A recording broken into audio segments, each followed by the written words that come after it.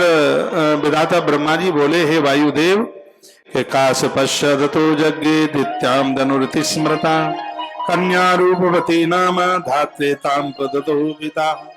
कश्यप की दो पत्नियां अदिति से देवता और दिति से निशाचर हुए हैं सब। तो उन राक्षसों की एक बहन थी, राक्षसों की निशाचरों की एक बहन थी और उसका नाम था रचना। रचना का विवाह त्वष्टा के साथ में कर दिया गया था और उनके माध्यम से एक पुत्र हुआ और उसी का नाम था विश्वरूप। इस विश्वरूप को इंद्र ने मारा। विश्वरूप ब्राह्मण है, देवराज इंद्र ने मार डाला। कहा देवराज इंद्र ने कैसे मार दिया? कहा गुरु जी आए थे, बृहस्पति जी। उसने कहा गुरुओं की क्या जरूरत होती है, हम कोई आदर नहीं करते। तो गुरु जी इतने रुष्ट हो गए, शुक्राचार्य जी ने अपने चेलों को भड़का दिया और दैत्यों ने पीछा किया। सो देवताओं की ठुकाई पिटाई खूब की। देवता रोते हुए नारायण के पास पहुंचे, कहा भगवान हम बड़े तकलीफ में। भगवान ने कहा गुरु का अपमान किया तो भोगो, परमात्मा का अपमान हुआ है तो गुरु बचा लेगा, और गुरु का अपमान हुआ है तो दुनिया में कोई नहीं बचा सकता। रामचरितमानस में एक रुद्राष्टक है, उत्तराखंड में है, और ये उज्जैन की कथा में है। एक शिष्य ने गुरु का अपमान किया, महादेव महाकाल रह नहीं पाए, पिंडी फाड़ करके प्रकट हो गए, हाहाकार मची। यह लगा था कि उस व्यक्ति का पेट फाड़ देंगे भगवान महादेव। तब उस समय गुरु ने ही स्तुति महादेव की नमामि शमीशान निर्वाण रूपम। उस समय एक आकाशवाणी हुई थी। आकाशवाणी ने कहा था परमात्मा रुष्ट हो जाएगा तो गुरु बचा लेगा, और गुरु रुष्ट हो गया तो भगवान भी नहीं बचा सकता, नहीं बचा पाए। तो गुरुदेव का इतना बड़ा अपराध कर दिया गया, अपमान इतना बड़ा कर दिया गया। सो गुरुजी तो रुष्ट होकर के चले गए। शुक्राचार्य जी के चेलों ने चढ़ाई जो देवता भागे, और देवराज इंद्र रोते रोते भगवान के पास। भगवान ने कहा गुरु का अपमान किया, हम नहीं बचा सकते, गुरु की शरण में जाओ। इंद्र अकड़ू, इंद्र ने कहा नहीं, इस गुरु की शरण में तो नहीं जाता। सो एक दूसरे गुरुजी के पास चले गए, विश्वरूप के पास, जिनके 3 मोड़े हैं, 3 मुख हैं उनके। एक से शराब पीते हैं, एक से अन्न खाते हैं, और एक से सोमरस पीते हैं। ऐसे हैं विश्वरूप। ब्रह्मा जी कहते हैं हे वायुदेव, हुआ यह है कि विश्वरूप को उन्होंने गुरु रूप में बना लिया, गुरु रूप में धारण कर लिया, लेकिन वो तो दैत्यों के भांजे थे। एक यज्ञ कराया गया और उसमें छिप करके दैत्यों को आहुति डाल दी गई, और उसी समय इंद्र ने अपने वज्र के द्वारा गुरु जी को मार दिया। ब्रह्म हत्या लगली, सब जगह घूमे, बहुत दुख हुआ, कष्ट हुआ, बड़ी परेशानी हुई। कहीं से भी किसी भी प्रकार की कोई शांति नहीं मिल रही थी।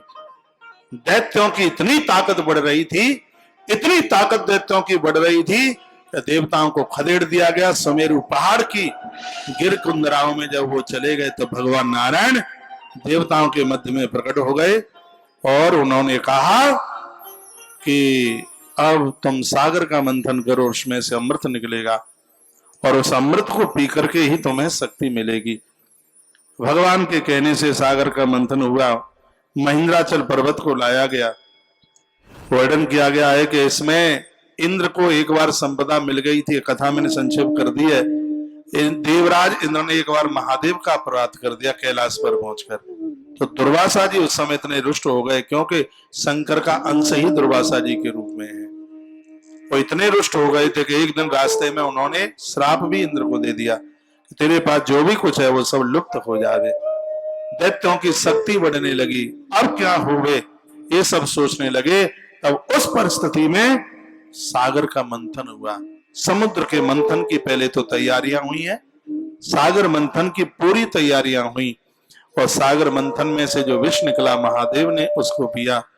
बहुत सी चीजें निकली, सब चीजों का वर्णन नाम इसमें लिया गया है कि ये सब सागर के मंथन में से सब निकली है। दुर्वासा शांत भ्रंसा कर्तुकाम सापा, दुर्वासा जी का श्राप भी इंद्र को लग गया। और स्थिति यह निकली कि कामधेनु गैया इसमें से निकली, तो कल्प वृक्ष इसमें से निकला। वर्णन किया गया कि कल्प वृक्ष के नीचे जो भी कोई पहुंचता था बताते हैं कि वहां किसी भी प्रकार की किसी को कोई धूप नहीं लगती थी। मन में जैसा सोचा जाता था वही उसकी अभिलाषा पूरी हो जाती थी।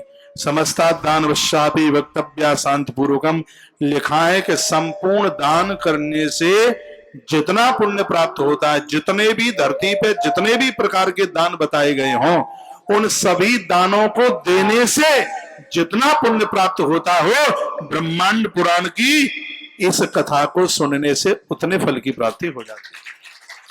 और 2-3 मिनट की बात है, सुन लीजिए। तो ये सब चीजें निकली गई, जो जिसका अधिकारी था वो उसको सबको दे दिया गया। सबके अंत में इस सागर के मंथन में से अति प्रसन्नता के साथ मंथन हो रहा था और समुद्र में से एक बढ़िया सा घट निकल करके आ गया, घड़ा निकल करके आ गया, और वो घड़ा अमृत से भरा हुआ था। देवताओं ने आह्वान किया, भगवान क्षीर सागर में थे।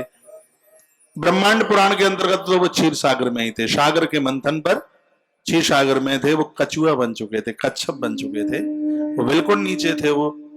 तो अब देवताओं ने कहा कि भगवान के बिना तो हम ये अमृत पिएंगे नहीं, इसलिए भगवान का आह्वान कर लिया जाए। तो सबने स्तुति करी है, सबने बहुत भारी स्तुति की है। स्तुति इससे पहले माता लक्ष्मी के आगमन की बात और श्री सूक्त की महिमा का वर्णन इसी ग्रंथ में किया है। समय ज्यादा हो गया है इसलिए निवेदन नहीं कर पा रहे हैं। श्री सूक्त हमने विष्णु पुराण के अंतर्गत यहाँ से निवेदन किया गया था। माँ भगवती जगदम्बा को, लक्ष्मी माँ को प्रसन्न करने के लिए श्री सूक्त बहुत आगे है। दिवाली के समय पर अमावस्या की रात्रि को जो श्री सूक्त पढ़ करके एक श्री सूक्त का पाठ पूरा कर दे, बेल पत्र की 3 पंक्तियों पर श्री लिखकर लक्ष्मी नारायण के ऊपर चढ़ावे, एक श्री सूक्त पूरा पढ़ दो और एक बेल पत्र चढ़ा दो लक्ष्मी नारायण के ऊपर, फिर एक श्री सूक्त पूरा पढ़ दो, फिर एक बेल पत्र चढ़ा दो। यदि ऐसे आपने 108 कर दिए तो फिर तो बहुत बड़ी बात हो जाएगी। 108 ना कर पाए तो 21 कर लो, 11 कर लो, 7 कर लो, 5 कर लो, कुछ जितना बन जाए उतना कर लो। इसमें श्री सूक्त की बड़ी महिमा है। माता लक्ष्मी जब प्रकट हुई थी तो देवताओं ने श्री सूक्त के माध्यम से मां की स्तुति की। उसके तत्पश्चात सागर का मंथन चलता ही रहा और उसमें से स्वयं धनवंतरी भगवान अमृत कुंभ लेकर के प्रकट हुए।